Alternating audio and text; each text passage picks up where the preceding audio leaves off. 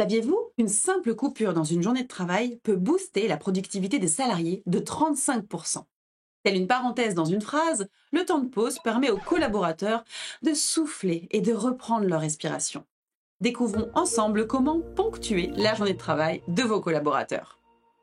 Que dit la loi sur les temps de pause? Le Code du travail est formel. Dès qu'un salarié dépasse 6 heures de travail consécutives, il doit bénéficier d'au moins 20 minutes de pause. Certains accords d'entreprise ou conventions collectives peuvent allonger cette durée, mais jamais la réduire. En cas de non-respect, l'employeur s'expose à une amende pouvant aller jusqu'à 750 euros par infraction constatée. Sans cette parenthèse légale, les salariés enchaînent les tâches sans reprendre leur souffle. Résultat, moins de productivité, plus d'erreurs et un risque accru de burn-out. Mais dans la pratique, comment ça se passe? Prenons l'exemple de Marine qui travaille 8 heures par jour et a donc droit à 20 minutes de pause. Quand peut-elle la prendre? Si son employeur ne fixe pas d'horaire, elle a deux options. Au plus tard, après 6 heures de travail d'affilée, par exemple, si elle commence à 9 heures, elle peut placer sa coupure à 15 heures. De façon anticipée, si elle prévoit un pic d'activité dans sa journée, peut-elle alors fractionner sa pause?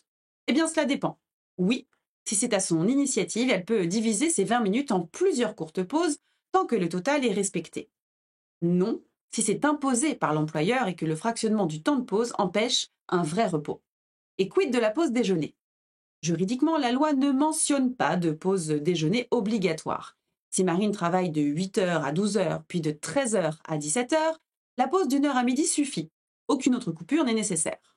En pratique, les entreprises distinguent pause légale et temps de déjeuner en accordant entre 30 minutes et 2 heures pour se restaurer.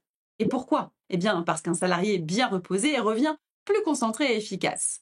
Et le suivi des temps de pause de Marine dans tout ça. Grâce à des outils comme Lucas Feuille de temps, Marine peut facilement gérer et enregistrer ses pauses. Si une badgeuse numérique est mise à disposition, Marine n'a plus qu'à badger au début et à la fin de chaque pause.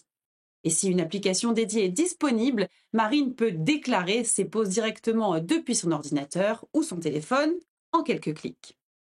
Côté RH, c'est l'assurance d'être en conformité avec la loi tout en veillant au respect des temps de pause. Vous l'aurez compris, le temps de pause, c'est bien plus qu'une obligation. C'est un véritable atout pour la productivité et le bien-être des équipes. Alors, prêt à faire du temps de pause un moteur de performance?